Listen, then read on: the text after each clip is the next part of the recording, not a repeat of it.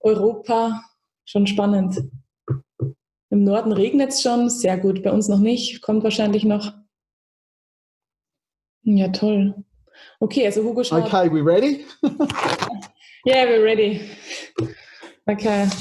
I was just saying that you start your extension webinar series on the 24th of September again, so I was just using this. Anyway, so... I never agreed to that date yet. I haven't actually... So we're just waiting for Hugo's okay anyway. Yeah, it depends. Well, we'll figure it out. I have to sit down and plan it. I just haven't had a chance with this. Okay. I thought you said already it's okay, but anyway, we'll figure it. Ihr erfahrt es rechtzeitig. Okay, so can I just quickly introduce you before we start? Yeah, are you going to record it or are you recording? Okay. I'm recording it, yeah.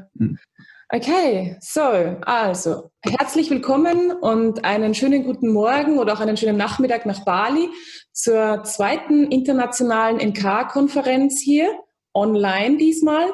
Und ich habe jetzt die Ehre, Hugo Tobar vorzustellen, beziehungsweise ihn auch hier jetzt zu übersetzen. Und ich möchte hier gerne für die Vorstellung ein paar Worte, ich habe gerade vorhin noch mit Alfred Schatz vom IHK-Institut telefoniert und es tut ihm hier an der Stelle sehr, sehr leid, nicht die Einführung machen zu können. Ja? Und er hat gesagt, er würde natürlich sagen, dass er Hugo im Jahr 1999 bereits in Tucson in Arizona kennengelernt hat und gleich dort an der Konferenz, wo Hugo erstmals vorgetragen hat über seine Konzepte, gesehen hat, was für ein Potenzial dieser Mann hat. Ja? Und das hat ihn sofort an der Stelle elektrisiert. Und er wusste, dass dieses unendliche Potenzial, was Hugo hier präsentiert hat er sofort erkannt und er wusste, er muss diesen Mann nach Deutschland bringen. Ja? Und hat ihn dann quasi eingeladen und so war Hugo erstmals 1999 am IHK-Institut bei Alfred Schatz und hat da seine Konzepte vorgestellt und ja, der Rest ist Geschichte. So I was just saying that Alfred got to know you in 1999 in Tucson, Arizona, and I was just talking with Alfred on the phone before and he was spewing that he couldn't introduce you because he really wanted to tell your story and, you know, that he got to know you in 1999 in Tucson, Arizona, and that was just what he was seeing was your endless potential, what you already brought there, and that it electrified him. And he thought, I must get this man back to Germany and, you know, want him to be one of his teachers on the institute, on one of the biggest institutes worldwide.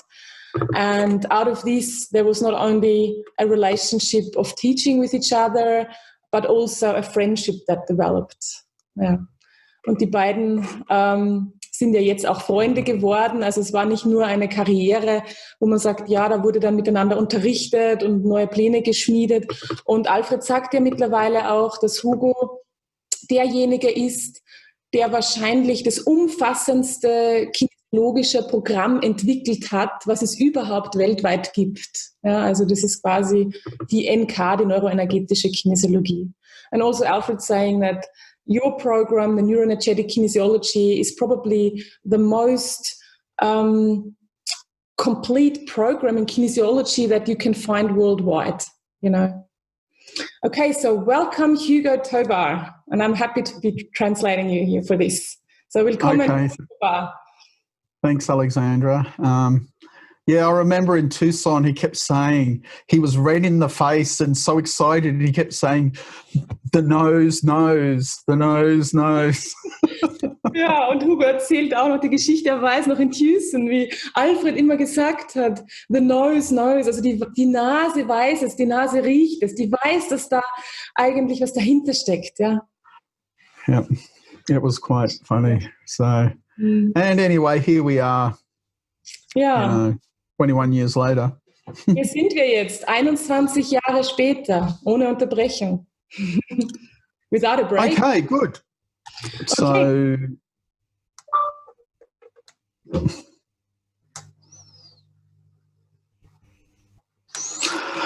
all right. So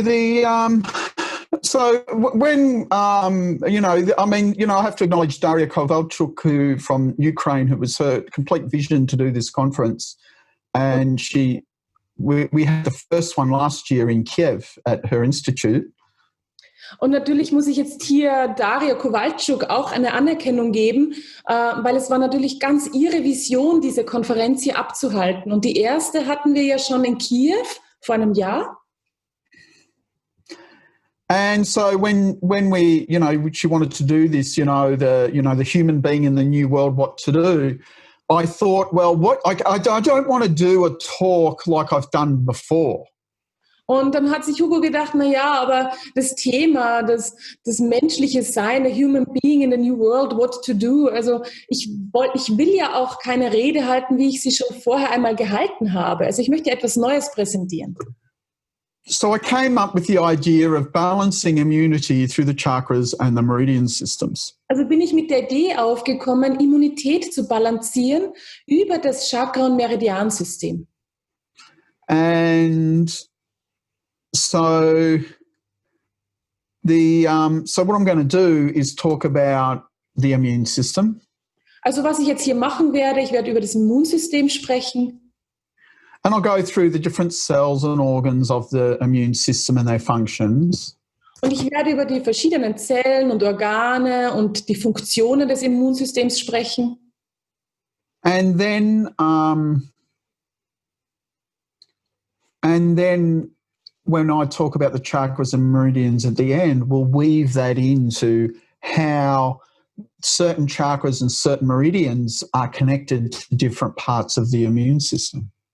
Und dann am Ende, wo ich dann über die Chakren und Meridiane spreche, da schauen wir uns dann an, wie ich die Chakren und Meridiane einweben kann in das Immunsystem, um das zu korrigieren. Okay. So the immune system has got two main parts. Und das Immunsystem hat zwei Hauptkomponenten. You've got the innate immune system. Wir haben das angeborene Immunsystem. And the specific immune system. Und das spezifische Immunsystem. And each one has got different cell types. Und jedes hat natürlich seine eigenen Zelltypen. And we will look at the two types. Und wir schauen uns natürlich auch die verschiedenen Zelltypen an. So in the specific immune system, also im spezifischen Immunsystem, this is the immune system that is actually that when the immune cells one specific pathogen alone. Und das ist unser spezifisches Immunsystem, welches zuständig ist für die Bekämpfung eines spezifischen Pathogens, wirklich nur für eines spezifischen Pathogens. So all of these cells are formed in the bone marrow. All diese Zellen werden gebildet im Knochenmark. So you've got the antigen-presenting cells. Ihr habt hier zum einen die antigenpräsentierenden Zellen. So they're either the dendritic cells or the memory B cells. Und die teilen sich und sind entweder dendritische Zellen oder B-Gedächtniszellen. You've got the T cells. Dann habt ihr die T-Zellen. So they're the T-killer cells and the T-helpers. Die teilen sich wieder in T-Killer-Zellen oder T-Helferzellen. And then you've got the B cells. Und dann habt ihr noch die B-Zellen. Which are the memory B cells and the B plasma cells. Doch die teilen sich in B-Gedächtniszellen oder B-Plasmazellen. So this is a cool picture that I found when we were doing all the lockdown webinar series. Und das ist ein ganz klasses Bild und das habe ich gefunden, als wir gerade diese ganzen Lockdown-Webinare angeboten haben. So what you see that the specific immune system has two parts and they're similar but different. Und hier möchte ich euch zeigen, dass das spezifische Immunsystem zwei verschiedene Pfade hat, die sehr ähnlich sind, aber doch unterschiedlich. So on the left, you've got both you start with the antigen-presenting cell. On the left, it's a B memory cell, and over here, it's a dendritic cell. Also beide Pfade, da fängt der Pfad an mit einer antigen-präsentierenden Zelle. Auf der linken Seite habt ihr die B-Zellen und auf der rechten Seite eine dendritische Zelle. Yeah, it's a B memory cell. Und ganz spezifisch ist es auf der linken Seite eine B-Gedächtniszelle. So they both swallow the pathogen, which in both pictures is represented by this yellow little thing there. und beide verschlucken sozusagen das Pathogen, den Eindringling, und das wird mit diesem gelben Sternchen hier repräsentiert.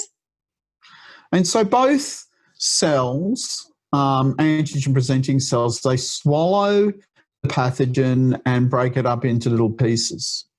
Und auf beiden Seiten wird eben das Pathogen verschluckt und dann sozusagen innerlich verdaut und in kleine Stückchen aufbereitet. Das sind dann diese vielen gelben Punkte innerhalb der Zelle.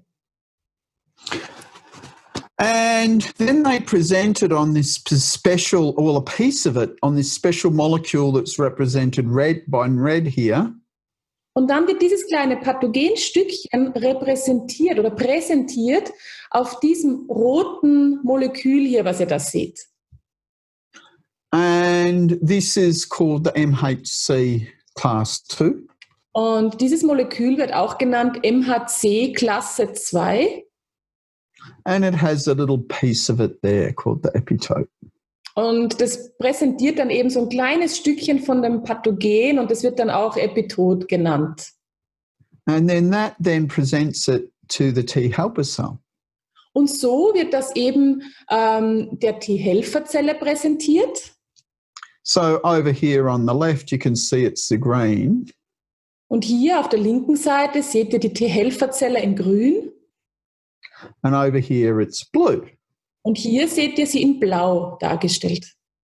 So in both cases, the T helper cell gets activated. Aber in beiden Fällen wird die T-Helferzelle aktiviert. And so what happens when it's activated, it releases its hormones called cytokines, which are represented by these yellow dots. Und was passiert dann, wenn die aktiviert wird? Dann entlässt sie sogenannte Zytokine und das ist eine bestimmte Hormonklasse und die werden hier in gelbe Pünktchen präsentiert. And so on the left, what happens is the T cell then activates the B memory cell. Und was hier links passiert, die T-Zelle aktiviert dann quasi die B-Gedächtniszelle. And this causes the B cell to reproduce itself into other B memory cells and also B plasma cells. Und was dann passiert, ist, dass dann die B-Zelle wieder angeregt wird, dass diese B-Gedächtniszelle in die B-Plasmazelle sich teilt und auch noch in weitere B-Gedächtniszellen sich proliferiert. And what happens is then the B plasma cell releases immunoglobulin specific for this pathogen up here. Only will recognize this pathogen. Und was dann noch weiter passiert, ist, dass dann die B-Plasmazelle bestimmte Immunglobuline freisetzt. Und diese Immunglobuline sind dann wieder ganz spezifisch trainiert auf das eine Pathogen da oben, worauf sie ausgerichtet wurde. And on the right, what happens is once the T cell gets activated, und rechts, was da passiert, wenn einmal die T-Zelle aktiviert wurde, it then differentiates into more T helper cells. Dann differenziert auch die sich weiter in mehr T-Helferzellen. But also more T killer cells. Aber auch in noch mehr T-Killerzellen. And the T killer cells are then able to kill cells that are infected by this pathogen and this pathogen alone. Und die T-Killerzelle wiederum ist dann ganz spezifisch trainiert, um wieder nur dieses eine Pathogen und nur dieses alleine zu bekämpfen. And so this is a picture showing you how the T-killer cells, what they do, they jump in there and they form holes and they destroys, just pops the cell. Und das ist einfach ein Bild, was die T-Killerzelle, diese zytotoxische T-Killerzelle eben tut. Das heißt, die verbindet sich mit der befallenen Zelle, macht dann dort ein Loch hinein über diese eben sogenannten Hormone, über diese Enzyme und bohrt dann diese Zelle an, macht ein Loch rein und im rechten Bild ganz rechts seht ihr, dass dann die Zellinhalte einfach austreten und die Zelle somit stirbt. Die infizierte Zelle stirbt. Okay. And so they can kill, generally they'll kill virus cells or cancer cells. Und normalerweise töten die eben virusbefallene Zellen oder Krebszellen ab. So that's the specific immune system. Gut, also das wäre jetzt mal das spezifische Immunsystem. So looking at the innate immune system, Wir haben ja aber auch noch das angeborene Immunsystem. you've got various different cell types, which I'm going to go through. Und auch hier finden wir sehr verschiedene Zelltypen vor und die werde ich euch jetzt näher nochmal erklären. So first of all are the natural killer cells. Als erstes haben wir die natürlichen Killerzellen. So they're similar to the T killer cells, only they will kill a cancer cell or a virus-infected cell, but they're not specific. They will just, they're very fast-acting and they're usually the first ones at the scene of the problem. Und die natürlichen Killerzellen sind sehr ähnlich den T-Killerzellen. Nur, dass sie quasi auch, also sie töten auch gewebsbefallene Zellen, die irgendwie quasi sich verändert haben, Krebszellen oder auch Viruszellen. Sie sind aber normalerweise als erstes am Schauort und sie sind nicht spezifiziert auf einen bestimmten Virus oder auf einen bestimmten Erreger. Then you've got neutrophils. Dann haben wir die Neutrophilen. So they're first at the site of inflammation. Often high levels of neutrophils indicate that there's possibly an inflammation present. Neutrophile, die findet man meistens ganz als erstes an einer Entzündungsstelle und so wird dann auch eine Entzündung oft erst bemerkt, dass ganz viele Neutrophile da aktiv sind. And they activate macrophages into their pro-inflammatory state. Und die aktivieren dann die Makrophagen und die werden dann aktiviert in diesen proinflammatorischen Zustand, in dem sie eben Entzündung bekämpfen. Yeah. They're also phagocytes. Aktivieren auch Phagozyten. And they also release enzymes and hormones and things to help fight the infection. Und die setzen dann auch Zytokine frei und Chemokine, um einfach an dieser Entzündungsstelle die Infektion zu bekämpfen. So that's a picture. Das wäre jetzt ein Bild der Neutrophilen. Monocytes. Dann haben wir die Monozyten. So monocytes really are inactive cells that when they get activated can either go into macrophages or dendritic cells. Und die sind meistens inaktive Zellen und wenn sie erstmal aktiviert werden, können sie sich weiter differenzieren, entweder in Makrophagen oder in dendritische Zellen. That's a monocyte. Das wäre jetzt ein Bild eines Monozyten. Macrophages, these are ones that get their hands dirty. They get in there and they do the hard work. Und die Makrophagen, das sind jetzt die sich die Hände schmutzig machen. Das heißt, die gehen an die Entzündungsstelle und machen die harte Arbeit. So you have two types.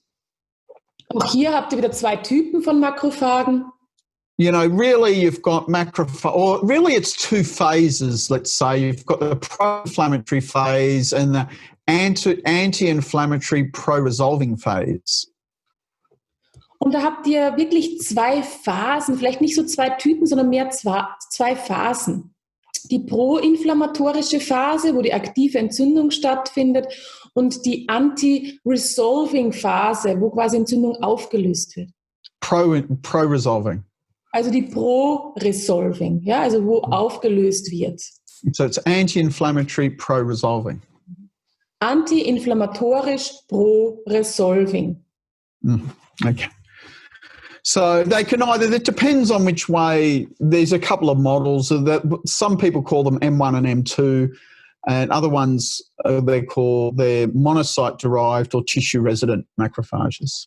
Und es gibt da verschiedene Modelle. Die einen nennen sie M1, M2 und die anderen nennen sie pro-resolving oder what was the other one? Tissue residing or monocyte-derived. Genau, also das andere Modell wäre dann eben, es wären entweder dann die Gewebsmakrophagen oder die Monozyten abgeleiteten Makrophagen, die sogenannten MOMs. So the tissue resolving are formed in fetal life and they renew and they sit in the tissue. Und diese TRMs, die sogenannten Gewebsmakrophagen, die befinden sich im Gewebe quasi. So what they do is that they sit dormant. They're the ones that do the resolution. So they release anti-inflammatory cytokines and pro-resolving mediators. Und das sind die quasi, die zur Auflösung führen, zur Auflösung von der Entzündung, quasi Pro-Resolving-Phase. Und die produzieren dann quasi auch die Antikörper dafür, die notwendig sind. So, but on the other hand, when you come to the monocyte-derived macrophages, they come from the monocytes come from the bone marrow. Und auf der anderen Seite habt ihr ja diese Monozyten abgeleiteten Makrophagen und die wiederum entspringen den Monozyten und die entspringen dem Knochenmark. And when there's tissue injury or inflammation, they switch into this pro-inflammatory phase and they release all the pro-inflammatory cytokines to stimulate inflammation. Und wenn es quasi eine Gewebsentzündung gibt, weil diese befinden sich hauptsächlich im Gewebe, dann erzeugen die quasi diese bestimmten Hormone. So what they produce, can you say the last thing again? They produce the pro-inflammatory hormones. Genau. Die produzieren quasi dann diese entzündungsfördernden, pro-inflammatorischen Hormone. Mhm. Okay. But once the inflammation's over, they either die or switch into the other type and become pro-resolving. Und wenn dann aber die Entzündung erfolgreich bekämpft wurde und wenn es in die Auflösung, Resolution-Phase geht, dann sterben die entweder oder sie formen sich selbst um und werden dann zu Gewebsmakrophagen. So normally when you've got inflammation, you get pro-inflammatory, then you should heal inflammation and it should go away. Und normalerweise, wenn wir eine Entzündung bekommen, dann wäre dieser grüne Pfad vorgesehen. Das heißt, wir haben eine proinflammatorische Phase und dann aber auch eine Phase, wo es wieder abklingt, also eine Pro-Resolving-Phase. Und dann sind wir wieder unten. But if you don't get the resolution, you get chronic inflammation where you get the disease states and the macrophages stay in the pro-inflammatory phase. Und wenn das aber nicht passiert, wenn diese Pro-Resolution-Phase nicht eintritt, dann bleiben wir quasi in dieser pro-inflammatorischen Phase. Und dann haben wir diese chronische Entzündung. Okay. So when they're in the pro-resolving phase, they produce all these hormones that inhibit inflammation and help heal the tissue. That's why they're called pro-resolving. They're tissue healers. Und wenn wir uns in dieser Pro-Resolving, also in der auflösenden Phase befinden, dann produzieren die Makrophagen all diese verschiedenen Mediatoren, die ihr hier seht auf dieser Folie. Ja? Und zum Schluss hat er hier jetzt noch aufgeführt, diese SBMs, diese spezialisierten Pro-Resolving-Mediatoren, die dann das Gewebe heilen sollen. Mm-hmm. And the pro-resolving mediators are derived from fatty acids. And some of you may have done that chronic inflammation workshop we did earlier in the year, and we went all through that kind of thing. Und diese Pro-Resolving-Mediatoren, die bestehen dann auch aus Fettsäuren. Und da hatten wir ja schon ein Webinar dazu. Das wäre dann quasi diese Geschichte auch, ja, diese SBMs, die aus Fettsäuren bestehen. Okay. Macrophages are also phagocytes. Dann haben wir hier jetzt noch die Makrophagen oder auch Phagozyten. And just to show you what phagocytes do, so are neutrophils. So this is a video of a phagocyte. Munch, munch, yum, yum. Mm. Also was tun jetzt die Makrophagen? Das wäre jetzt ein neutrophiler Makrophage, der frisst jetzt da einfach alles auf. Munch, munch, munch. Burp, poop. Und dann scheidet er auch was aus. Another one, munch, munch, munch. Auch hier ein anderes Bild von einem Makrophagen. Yummy, yummy. Nennt man ja dann auch Phagozytose, der beseitigt alles, was nicht gebraucht wird. Basophils. Die Basophilen. So basophils are part of the anaphylaxis response and type 1 allergies. Also die Basophilen sind natürlich dann auch oft bei Anaphylaxie oder Asthma oder anderen Dingen eine Reaktion, die da auftreten, bei Allergiereaktionen, bei chronischen Allergien Typ 1. So they're inducers of inflammation, so they're active when you've got that pro-inflammatory phase. Das heißt, die induzieren Entzündung, die erzeugen Entzündung, die sind dann auch ganz akut manchmal aktiv bei einer proinflammatorischen Phase. So this is what the basophils look like. So schaut jetzt ein Basophiler aus. Eosinophils are similar. They involve with allergies and asthma and also help fight infections against virus, worms and parasites. Eosinophile verhalten sich ganz ähnlich. Die sind sehr hilfreich bei Infektionen, speziell jetzt gegen Viren, Würmer, Parasiten und sind auch oft involviert eben bei Allergien. Vorher war ja auch akut wie chronisch, beziehungsweise auch bei Asthma. Okay. I made it extra long. We've got these massive storms here and the door flew open. Yeah. Wow. That's a picture of a eosinophil.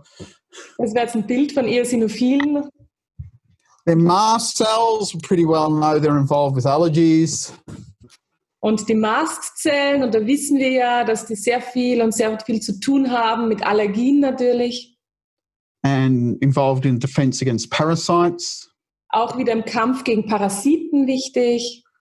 But what's not so well known is that they're also involved with wound healing and blood-brain barrier integrity. Und was aber nicht so bekannt ist, dass die Mastzellen auch noch sehr wichtig sind bei der Wundheilung und auch eine wichtige Rolle spielen bei der Blut-Hirn-Schranke und auch bei der Integrität dieser Blut-Hirn-Schranke. Okay, so here's a picture of a mast cell and it gets the IgE from the B plasma cells, and this is like an asthma response or a hay fever response, sorry. Und das wäre jetzt so ein Bild einer Mastzelle und was da gerade so passiert. Und das wäre jetzt eine Reaktion auf eine Allergie, auf irgendeine Pollenallergie. Und da seht ihr auch die Plasmazelle im zweiten Schritt mit den Immunglobulin E dran. Okay. And so showing you how you get this immune reaction against pollen causes the degranulation of the mast cells and the symptoms of the allergy. Und das seht ihr ja hier, ist die B-Zelle oben wieder betroffen als antigen präsentierende Zelle, die dann eben zu diesem Prozess führt, den er vorher beschrieben hat und die Mastzelle aktiviert. Und die Mastzelle setzt dann bestimmte Chemikalien frei, die dann eben zu unseren Symptomen führen. So cell formation, all of these immune cells are formed in the bone marrow. Und wie passiert das jetzt mit der Zellbildung? Wo werden die hergestellt? Und alle Zellen werden im Knochenmark gebildet. And they all mature there except for T cells which mature in the thymus. Und all diese Zellen reifen auch im Knochenmark heran, außer die T-Zellen. Die T-Zellen reifen im Thymus heran. Mm-hmm. So picture the bone marrow there. Hier habt ihr ein Bild des Knochenmarks. Then over here you can see this is a picture of how the cells are developed in the bone marrow. Und hier seht ihr dann auch noch mal ein Bild, wie die Zellen quasi heranreifen im Knochenmark. So they all start as one called the pluripotent stem cell. Und die starten alle quasi als eine Zelle, die sogenannte pluripotente Stammzelle. So then you've got the myeloid line over here and the lymphoid line over there. Und dann haben wir zwei verschiedene Linien, die lymphoide Linie und die myeline Linie. And then you've got the different, over here, you've got the megakaryocytes, which make the thrombocytes. Und von der myeloiden Linie entspringen dann die Megakaryozyten, aus denen dann die Thrombozyten, also die Blutplättchen, entstehen. the red blood cells. Dann hier die roten Blutkörperchen oder auch Erythrozyten. The mast cell. Die Mastzelle. And then down here over here, you've got the basophil, neutrophil, eosinophil and monocytes. Und hier weiter unten findet ihr eben auch die Basophilen, Neutrophilen, Eosinophilen und Monozyten. And then the monocytes then get either the macrophage or the dendritic cell. Und dann die Monozyten spalten sich weiter auf in die Makrophagen oder in die dendritische Zelle. Then over this side, you've got the natural killer cell. Und auf dieser Seite findet ihr jetzt eben die natürliche Killerzelle. And then over here, you've got the T and B cells. Und ganz rechts habt ihr dann eben noch die T- und die B-Zelle oder auch B-Lymphozyten oder T-Lymphozyten genannt. So that is the bone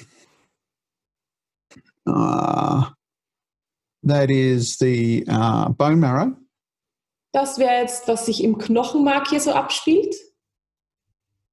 Next is the thymus. Dann schauen wir noch zum Thymus. So this is where the T cells go to mature. Weil das ist ja der Ort, wo die T-Zellen heranreifen. And you can see they come down and you get the two lines, the T killer cells and the T helper cells. Und hier weiter unten seht ihr, dass es da zwei Linien gibt, die da heranreifen, nämlich die T-Killerzellen und die T-Helferzellen, hier in blau und pink dargestellt, ganz unten. Then you've got the spleen. Dann habt ihr die Milz. So the spleen and the lymph nodes they're not a place where immune cells mature, but they're a place where immune cells do their business. That's where they fight, the immune reactions. Und die Milz und die Lymphknoten, das ist zwar jetzt kein Ort, wo die Immunzellen heranreifen, aber das ist der Ort des Geschehens quasi. Das ist da, wo der Kampf gegen Pathogene stattfindet, in der Milz und in den Lymphknoten. Okay. So the spleen is on the blood, so it filters the blood basically. Und die Milz arbeitet quasi über das Blut. Das heißt, die Milz hat den Auftrag, das Blut zu filtern. And the lymphatic system, you can see you've got all these lymph nodes all over the place, Und das lymphatische System, und das seht ihr schon, das ist ganz weit verbreitet über den ganzen Körper. Da seht ihr alles so in grün dargestellt, die Lymphknoten, die unterschiedlichsten. And so often there you get pathogens that come from tissue and they go down the lymph into the lymph nodes and that's where you get the immune response. Und da habt ihr eben dann oft Pathogene, die vom Gewebe herrühren, die sich dann aber aus dem Gewebe in die Lymphe bewegen und dann in den Lymphknoten quasi aufgespürt werden und beseitigt werden. Okay, so that's my quick review of the immune system. Okay, das war jetzt also mein kurzer Überblick über das Immunsystem. So, let's look at chakras. Dun, dun, dun, dun, dun.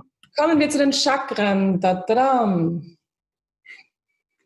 So, the heart chakra, those of you who've done chakra work will know it's connected to the thymus gland. Und wenn wir uns das Herzchakra anschauen und diejenigen von euch, die schon Chakraarbeit mit mir gemacht haben, wissen ja schon, das Herzchakra steht im Zusammenhang mit dem Thymus. So the heart chakra will obviously be connected with T-cell maturation. Das heißt, das Herzchakra hat natürlich dann auch zu tun mit der T-Zellenreifung. Then you've got the thymus chakra. Dann habt ihr das Thymus Chakra. So the thymus chakra is connected to the T helper cells. Und das Thymus Chakra hängt direkt zusammen mit den T-Helferzellen. So you might remember the T helper cells activate the B plasma cells or the T killer cells. Und ihr erinnert euch vielleicht noch, die T-Helferzellen aktivieren die T-Helferzellen oder die T-Killerzellen, die T-Plasmazellen. And so the thymus chakra will be associated with an effective immune response. Das heißt, das Thymus Chakra hat dann natürlich zu tun mit einer sehr effektiven Immunreaktion. Then you've got the spleen chakra. Dann habt ihr das Milzchakra. And that's connected to the spleen. Und das ist natürlich verbunden direkt mit der Milz. And the joint chakras, and this is like, your hips, knees, shoulders and elbows, for example. Und dann habt ihr natürlich noch die Gelenkschakren. Und das sind alle möglichen Chakren, wie zum Beispiel die Hüfte, die Knie, die Schulter, alle möglichen. And that's connected to the bone marrow and the lymphatic organs. Und die wiederum stehen in Verbindung mit dem Knochenmark und dem Lymphsystem. And so this is where you have a space to have an effective immune response. Das heißt, auch hier, das wäre quasi der Ort, wo wir eine sehr effektive Immunreaktion bewerkstelligen können. So with chakras, as they're part of our energy system, they're connected to behavior and physiology. Und die Chakren, die ja mit unserem Energiesystem direkt verwoben sind, die haben eine direkte Auswirkung und stehen in Verbindung mit unserer Physiologie, aber auch mit unserem Energiesystem. And, and that's when I developed this balanced triangle, as we call it in German, right? Und da habe ich dann quasi dieses Balance-Dreieck entwickelt, in diesem Zusammenhang. And it's the NK triangle model of energy systems, anatomy and physiology and psychology. Und das ist quasi das NK-Modell, um das zu erklären, wie mir das so vorstellt, wie das funktioniert, um das zu verbinden, die energetischen Strukturen mit Anatomie und Physiologie und der Psychologie. So looking at the chakras. Wenn wir uns die Chakren jetzt anschauen, so you can see there that these chakras have fronts and backs. Und da seht ihr schon, die Chakren, die haben so eine Vorderseite und eine Rückseite. This is a picture from ancient India. Das wäre jetzt so ein ganz altes Bild von Indien, von einem ganz alten Buch raus. And the chakras are commonly referred to as energy centers. Man spricht von Chakren normalerweise als Energiezentren. And they are places where we exchange energy with people. Das sind Orte, wo wir Energie austauschen können mit Menschen. So you can see here there's two people, they're twins by the way, exchanging energy on the throat chakra, so they're communicating. Und hier seht ihr schon zwei Menschen, und das sind ja Zwillinge, wie ihr sehen könnt, die quasi über das Kehlchakra Energie austauschen. And they also transduce energy as well. Und natürlich leiten die quasi auch Energie weiter über die verschiedenen Ebenen, die Chakren. So for example, when mental to astral is thoughts into emotion. Zum Beispiel wäre so eine Weiterleitung der Energie von mental in Astralebene, die Weiterleitung der Energie von Gedanken in Emotionen. So let's look at the heart chakra. Gut, lasst uns mal das Herzchakra näher ansehen. So the heart chakra is about unconditional love and acceptance. Das Herzchakra, dabei geht es um bedingungslose Liebe und Akzeptanz. So when and this is, to remember, the heart chakra is connected to the thymus gland. Und erinnert euch noch, das Herzchakra ist ja auch direkt verknüpft mit dem Thymus. And so the thymus gland is where your T cells mature. Und die Thymusdrüse ist ja quasi auch der Ort, wo die T-Zellen, die T-Helferzellen heranreifen. So if I love myself, I have healthy T cells that will defend me against nasty pathogens. Und wenn ich mich selbst liebe, dann habe ich auch gesunde T-Zellen. Und diese T-Zellen schützen mich dann auch vor Eindringlingen, vor gemeinen Pathogenen. Or if I hate myself, my T cells will attack me and I'll have autoimmune disease. Und wenn ich mich selbst hasse, dann führt es vielleicht dazu, dass die T-Zellen sich gegen mich richten und ich habe dann eine Autoimmunerkrankung, wenn mich die attackieren. Yeah, so they're also connected to the cardiac plexus, thymus gland, and the hormones of the thymus mature. You get effective maturation of your T cells. Und womit sie noch verbunden sind im Herzchakra, wäre der Herzplexus, also der Kardiakplexus, die Thymusdrüse und die Thymushormone. So here we've got the Thymus Chakra. Hier seht ihr, hier findet ihr das Thymus Chakra. Up here, and look, there's the Spleen Chakra there. Und hier habt ihr dann auch noch das Milzchakra auf der linken Seite. Then we've got some of the joint chakras like shoulder, elbow, hip and knee. Dann seht ihr auch noch hier einige der Gelenkschakren wie Schulter, Hüfte oder auch Knie oder auch Ellbogen natürlich. So the Thymus Chakra is about helping. Das Thymus Chakra, dabei geht es vom Thema her um Helfen. Because it's to do with the T helper cells. It's, can you give and receive help? Da geht es darum, natürlich hat es mit den T-Helferzellen zu tun. Also könnt ihr Hilfe annehmen oder auch Hilfe geben? So the T helper cells, like, a B memory cells comes and, oh, look, I found a pathogen. What do I do? And it says, okay, I'll help you. I'll act. You go and defeat it. So it's going to help you and make sure you can have the ability to defend yourself. Also da kommt da so eine kleine B-Gedächtniszelle an und sagt, hey, ich habe da hier so ein Pathogen, was soll ich tun? Kannst du mir helfen? Und natürlich kommt dann die T-Helferzelle und sagt, ja klar helfe ich dir, komm nur her und ich beschütze dich gegen diese Pathogene. Arme kleine Gedächtniszelle. Oh, die arme kleine Gedächtniszelle. Poor memory cell. So it's connected with the T helper cells, cytokines and antigen-presenting cells. Steht hier auch wieder in Verbindung, oder es steht direkt in Verbindung mit der T-Helferzelle, den Zytokinen, den Hormonen und der antigen-präsentierenden Zelle. Okay, so another picture of the T helper cell. Ein weiteres Bild der T-Helferzelle. You can see it's here. This is the antigen-presenting cell, and there's all these interconnections in there.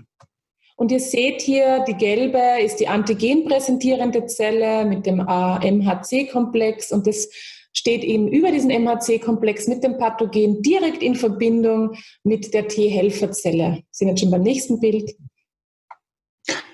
Und beim nächsten. Spleen Chakra. Gut, das Milzchakra.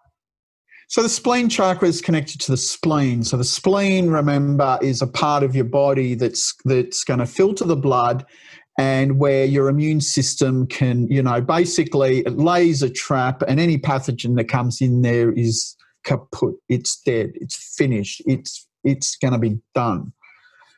Und erinnert euch, das Milzchakra steht natürlich in Verbindung direkt mit der Milz. Und die Milz filtert, natürlich ist ein Filterorgan, es filtert das Blut und alle Pathogene, die sich da im Blut aufhalten, sind kaputt, sind erledigt an dieser Stelle.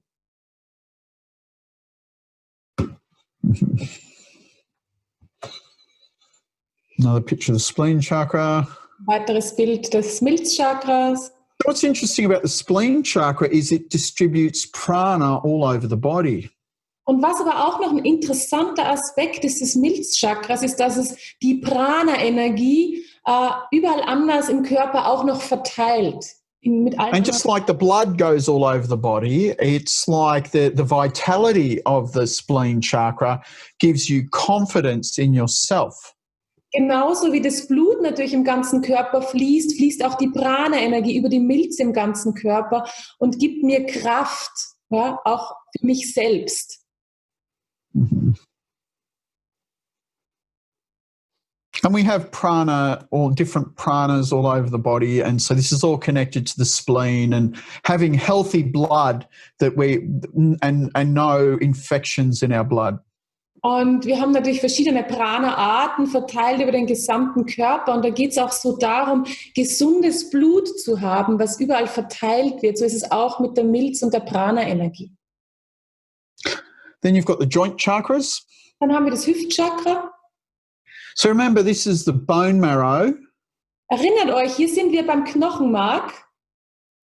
And the lymph nodes. Und den Lymphknoten. And I think I've got a ghost in the house. The TV's just turned on. The doors are opening. This is kind of weird. Anyway, so ich glaube, ich habe einen Geist in meinem Haus. Ja, also da gehen die Türen und so weiter. Oder vielleicht ist es doch der Sturm. Ja. And anyway, so we've got this. So the joint chakras are connected to the bone marrow. So this is the formation of all those blood cells. All of them are formed there. Und wenn wir jetzt schauen, die Gelenke, die ja auch verbunden sind so mit dem Knochen und dem Knochenmark, ist ja das Knochenmark der Ort, wo alle Zellen sich entwickeln und geformt werden, gebildet werden. Und all die hier sind relevant. And they're also connected to the lymph nodes, which are about making sure all your tissues in the body are healthy and free of pathogens. Und gleichzeitig sind all diese Gelenke verbunden natürlich nicht nur mit dem Knochen und Knochenmark, sondern auch mit den Lymphknoten, die natürlich wieder schauen, dass das Gewebe auch gesund ist. Ja, die Lymphknoten sind zuständig, um das Gewebe auch zu reinigen. Okay, so that's the chakras. And so the hip chakra is about strength and leadership. You know, I'm a good leader. I can lead others, or I'm okay for other person to lead when it's appropriate. Und beim Hüftchakra, da geht es um Stärke, aber auch um Führungskraft. Und dass man von sich vielleicht auch sagen kann, ja, ich bin ein guter Führer, aber ich kann vielleicht auch gut geführt werden. Das hat beide Aspekte. Other knees are about flexibility, shoulders support. Das Knie, da geht es um die Flexibilität, die Schulter, da geht es um Unterstützung. And the elbows, relationships and personal space. Bei den Ellbogen geht es um die Beziehung, aber auch um den persönlichen Raum.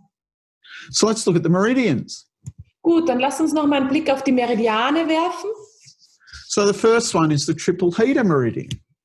Dann beginnen wir hier mit dem Dreifacherwärmer. It's related to 3 endocrine systems. Der dreifache Wärmer steht im Zusammenhang mit 3 endokrinen Systemen, hormonellen Systemen. Which includes the thymus. Und inkludiert dabei ist der Thymus. So not only can we support the thymus through the heart chakra, we can support it through the triple heater meridian. Also wir können den Thymus nicht nur über das Herzchakra unterstützen, sondern auch durch den Dreifacherwärmer-Meridian. It is also to do with the, we also have the spleen pancreas meridian. Wir haben ja auch die Milz-Pankreas, den Meridian. So this is related to the spleen and the immune system in general. Und der wiederum steht direkt in Verbindung mit der Milz und dem Immunsystem ganz allgemein. And also the pancreas, but if we're working with the immune system, so we can, work with the spleen meridian to get a healthy overall immune system. Und natürlich aber auch mit der Pankreas. Aber wenn wir jetzt mit der Milz arbeiten oder mit dem Immunsystem, dann können wir den Milz-Pankreas-Meridian quasi bearbeiten, um auch ein gesundes Immunsystem zu bekommen. And then we have the defensive chi. Dann haben wir noch das Abwehr-Chi. So the defensive chi is found in 3 different types of meridians. Und das Abwehr-Chi finden wir in 3 verschiedenen Meridiantypen. So we've got muscle meridians. Dann haben wir die Muskelmeridiane. Connecting channels. Dann haben wir die verschiedenen Kanäle, die verschiedenen Verbindungskanäle noch. And the superficial connecting channels. Die Netzleitbahnen sind die Connecting Channels und die oberflächlichen Netzleitbahnen. Okay, so these are the superficial connecting channels. Die oberflächlichen Netzleitbahnen, das wäre jetzt hier ein Bild davon. And this is the muscle meridians. Und dann haben wir hier ein Bild von den Muskelmeridianen. And so the defensive chi is a very superficial chi that keeps out the pathogenic factors. Und das Abwehr-Chi ist ein sehr oberflächliches Chi, welches quasi die pathogenen Faktoren außen hält. And so it'll keep things, like that. And this is the pathogenic states of chi, like dampness, heat, cold, like that. Und das wären so die pathogenen Faktoren, die das auch ermöglichen, des Qis. Ja, so wie, da haben wir ja 5 Faktoren wie Feuchtigkeit, Hitze, Kälte und so weiter. Okay. I don't have pictures of the connecting channels, so, but I can refer you to either Macchioccia or the Principles of Kinesiology 2 Manual.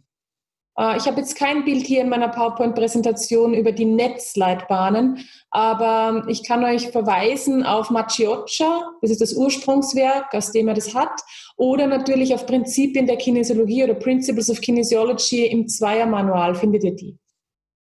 Okay. So, Kinesiology. Kinesiologie. Ta-da. So this is an energetic kinesiology balance to support the immune system, and you could even do this on yourself. Und das wäre jetzt eine Balance für mir zusammengestellt, eine energetische Kinesiologie-Balance für das Immunsystem, die ihr auch an euch selbst ausüben könntet.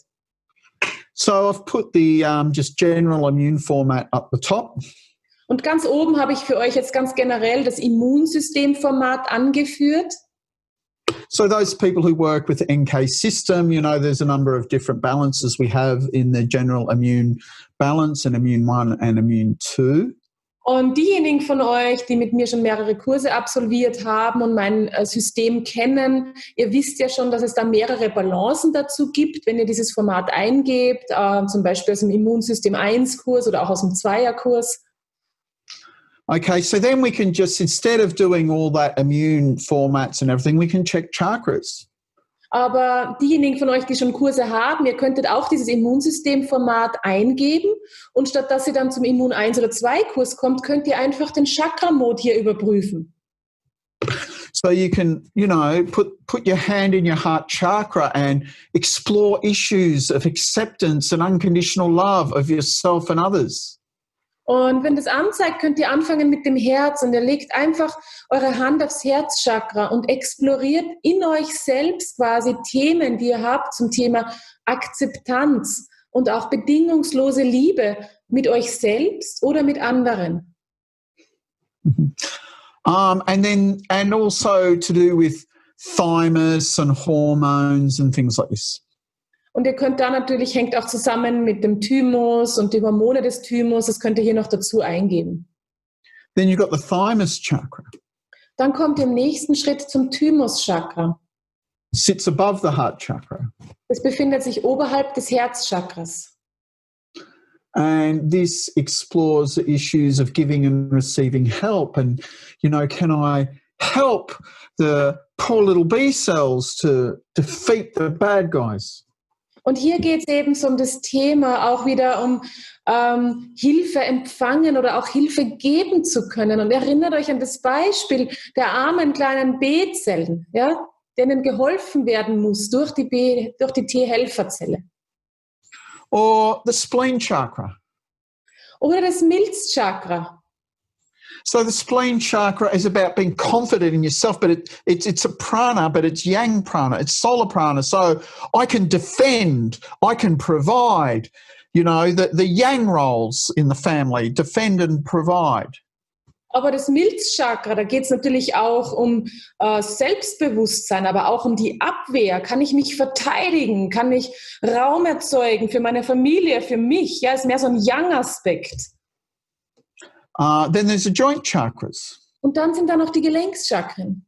And they're those issues I said before to do with leadership, support, flexibility and relationships. Und das sind die Themen, die ich ja vorher schon erwähnt habe, das mit der Führungskraft, mit der Unterstützung, mit der Flexibilität.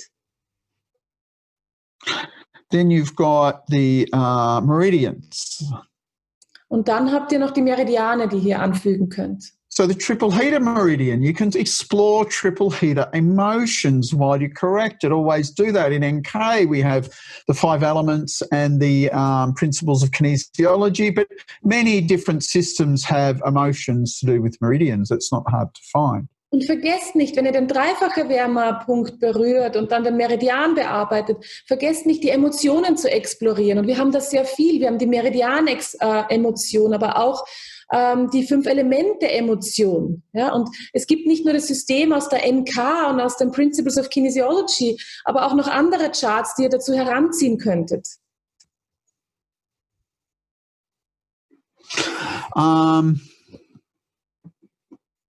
Then same with the spleen pancreas meridian. Das gleiche mit der Milz-Pankreas, mit dem Meridian. And then with the muscle meridians and the connecting channels, it's more about defense, and that's through the 12 meridians. So you can explore emotions of all 12 meridians. Und dann habt ihr am Schluss noch natürlich die Muskelmeridiane, aber auch die Netzleitbahnen und die oberflächlichen Netzleitbahnen. Und da könnt ihr dann im Zuge dessen alle 12 Meridiane explorieren, ja, die ihr da habt. Und auch die Emotionen natürlich dazu. Mm. So I hope that's my presentation. Und ja, das war jetzt meine Präsentation.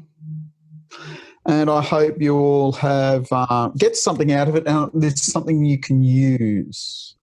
Und ich hoffe, ihr habt da etwas, was ihr auch verwenden könnt für euch selbst oder auch für eure Praxis. So any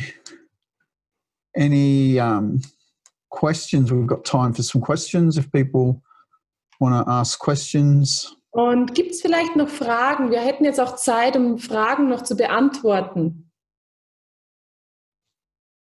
And there's a question of how is the 8 extra meridian mode? And thank you. Also ihr findet die Modes auch immer in dem Meridiane Modes und Formate Buch von Hugo. Er hat ein eigenes zusammengestellt. Das sind alle Meridiane und eben Formate und auch Modes drinnen. Ihr bekommt es auch beim IAK, beim VAK, jetzt habe ich es schon wieder falsch gesagt. Oder sonst kontaktiert ihr, wenn ihr jetzt in Österreich seid, auch gerne meinen Bruder. Gibt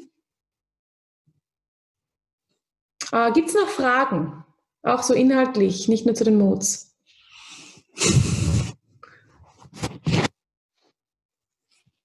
I really love, what you put together at the final balance, that you can do it yourself, and even that part where you explore. That's something new, I think, where you can just sit there and explore that emotion, with the heart and the self-acceptance and everything like this. It's like, it's more like to get into yourself and to become connected with yourself and feel it.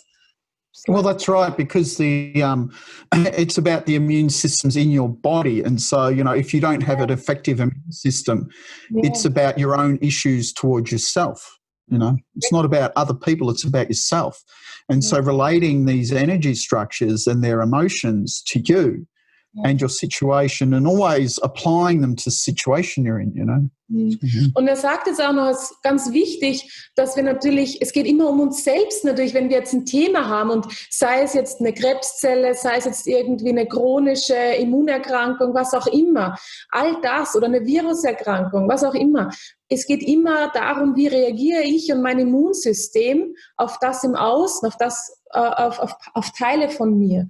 Und er sagt eben, dass über die Chakren zu explorieren und in Kontakt mit sich zu kommen, das ist quasi auch so dieses Kraftvolle. Ja? Genau, also auch an Verena, ja genau, du kannst das hernehmen, auch wenn du mit jemandem arbeiten willst, der eben krebsveränderte Zellen hat.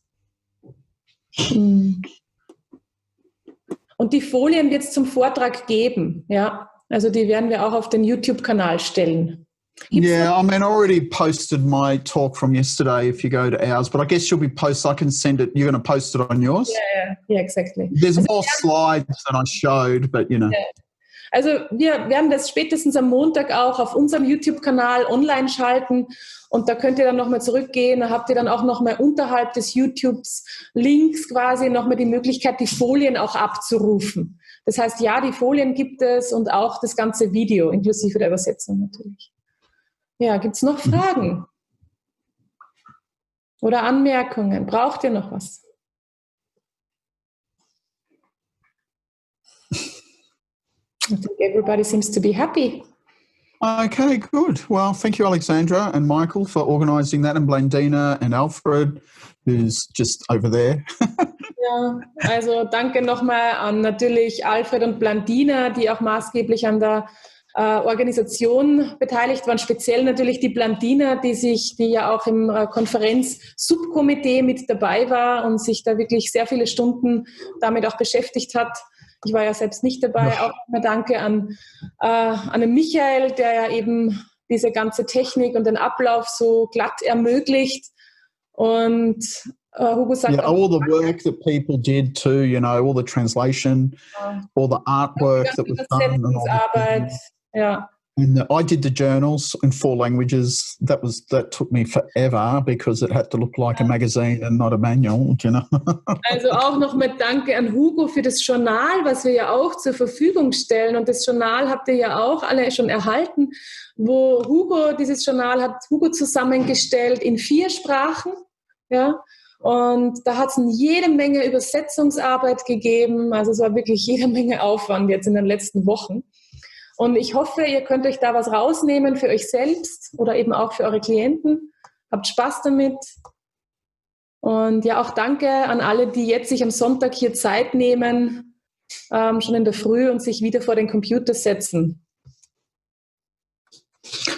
Okay, well, I'll go now, and I have to get back to the English one, and because I'm moderating that. And so thank you so much for taking the time to listen to me, and everyone who's put anything into NK. I'm truly humbled that people value this work that we've put together over the years. So thank you so much. Also Hugo verabschiedet sich an dieser Stelle, er muss auch wieder zurück in den englischen Kanal. Er bedankt sich an euch auch nochmal, dass ihr ihn so unterstützt, auch bei seiner Arbeit, und dass diese wundervolle Arbeit eigentlich, die er ja hier so einbringt, auch so viel Aufmerksamkeit erhält und auch so viel Erfolgsgeschichten mit sich bringt. Vielen Dank nochmal an alle. Okay, bye-bye. Have a good time. Bye. Thank you.